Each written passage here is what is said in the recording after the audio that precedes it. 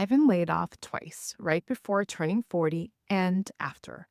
With my first layoff, I decided to make a career change, launching a home staging business. I wish I could have say that my dreams of becoming an entrepreneur, breaking away from the corporate world and starting something new on my own came true. But sadly, that didn't happen.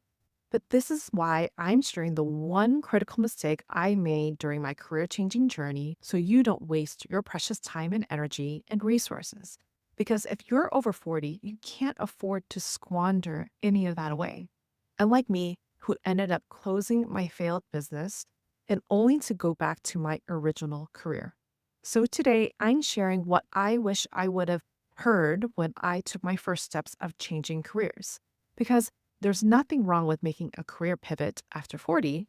You just need a little guidance from someone who's been through it. And I have twice. Let's make your first move the last and incredibly successful. Hey there, I'm Valerie. I'm a blogger and podcaster where I help midlife moms master life changes mindfully. If this is your first time here, hello. I'm a 46-year-old mom of two working full time as a content writer and caring for my aging parents. But just a few years ago, I was a fashion retail buyer. And when I was laid off, I decided to make a career change. Let me give you a little background story for some context. I spent nearly 20 years as a fashion retail buyer. It was fast paced, competitive, and honestly, by the time I hit my 40s, I was completely burnt out. So when the pink slip came when I was laid off, part of me was actually a little relieved. This could be my chance to finally do something different. I'd always wanted to run my own business, and I was tired of working for someone else. So, without much thought, I decided to launch a home staging business. After all, I'd merchandised stores for 2 decades. How different could staging home be? This is where I made the critical mistake that I want to save you from making. I jumped in without proper research. My years in the corporate world made me believe that my skills were completely transferable.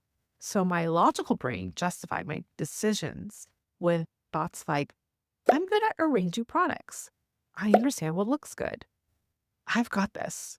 But what I didn't realize was that those skills only represented about 20% of what it takes to run a successful home staging business.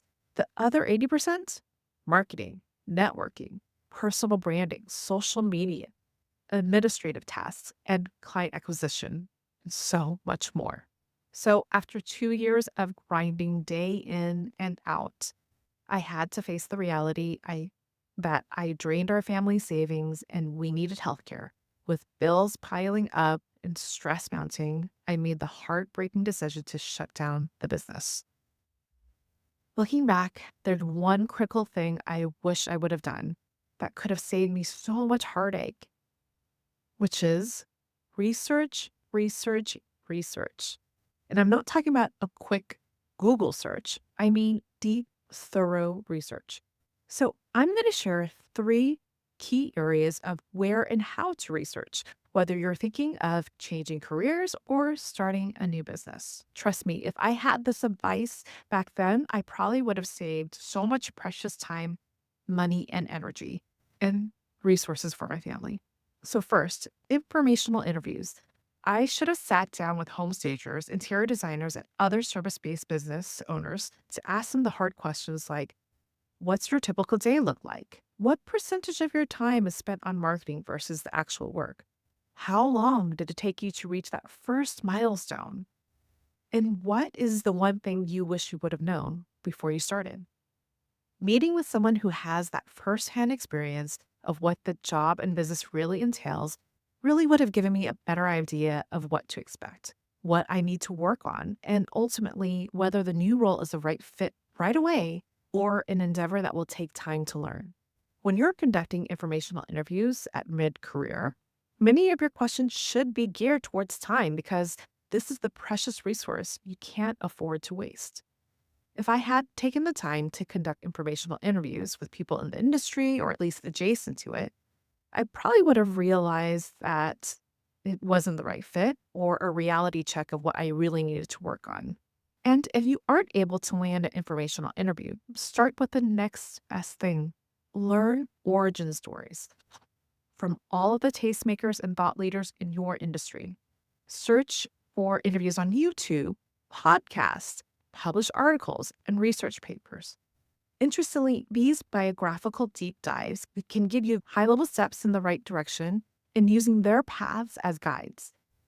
And this little tidbit is the perfect segue to my next research tip, which is industry immersion. Think of changing careers like moving to a new country. You wouldn't relocate based on a weekend vacation, right? You would make several exploratory trips like talk to the locals, visit different neighborhoods, try foods, experience the culture, maybe even test out commute. In the same way, I should have immersed myself in the home staging world before jumping in altogether.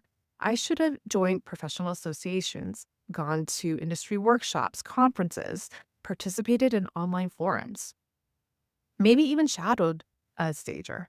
Each of these experiences would have given me the valuable insights that I couldn't find on a quick Google search.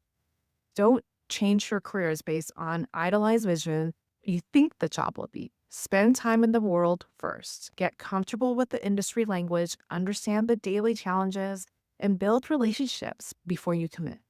Not sure where to start with industry immersion? Use AI tools like ChatGPT, Gemini, or Claude, my personal fave, to identify the top professional associations, conferences, online communities, and networking events that are in your targeted field. Ask for specific recommendations tailored to your area so you can begin visiting those potential new career neighborhoods. And before I share my next must-do research tip, if you're liking what I'm sharing so far, please hit the thumbs up. It will actually give me the boost of confidence I need to continue to make more videos like this for you and other midlifers. Okay, so the third research tip for a career change is a SWOT analysis. This stands for strengths, weaknesses, opportunities, and threats. It's a crucial research framework that every new business or career changer should take the time to complete. The beauty of a SWOT analysis is how thorough it forces you to examine both internal factors like your skills and limitations and external realities like market needs and competition. When done properly, it becomes your roadmap, how to build your business or career. And this is where I truly am a little embarrassed admitting, but my friend actually suggested that I do a SWOT analysis before launching my home staging business. But I was so excited to get started. And when I saw how much research it took, I was too impatient. And I said, you know what? I'm just going to learn along the way. So I'm going to be completely honest with you. A SWOT analysis does take time to pull together. It means researching competitors, understanding market trends, identifying your unique value proposition, and acknowledging potential obstacles. But here's the good news. The era of AI, like using tools like ChatGPT or Claude, can cut the research time dramatically. The work still needs to be done, but the process is far more efficient than when I was attempting to make a career change. Don't know how to start a SWOT analysis? Ask an AI assistant to give you step-by-step instructions and use AI research tool like Perplexity to guide you through the deep research. You can even ask AI to help you identify blind spots in your analysis, something I desperately needed, but I didn't know to seek out. Remember, excitement about a new path is wonderful, but without proper research, it's like driving blindfolded. Take the time to remove the blindfolds before you hit the gas. If I could hop back in a time machine and go back to when my friends suggested doing that SWOT analysis, or when I could have interviewed people in the industry or actually shadowed someone in the home staging business, I probably would have avoided shutting down my own business entirely. Or maybe, just maybe, I would have discovered the path that I'm on right now and saved myself so much heartache, time, and resources for my family. But guess what? My career changing story doesn't end here. Closing my failed business wasn't actually rock bottom.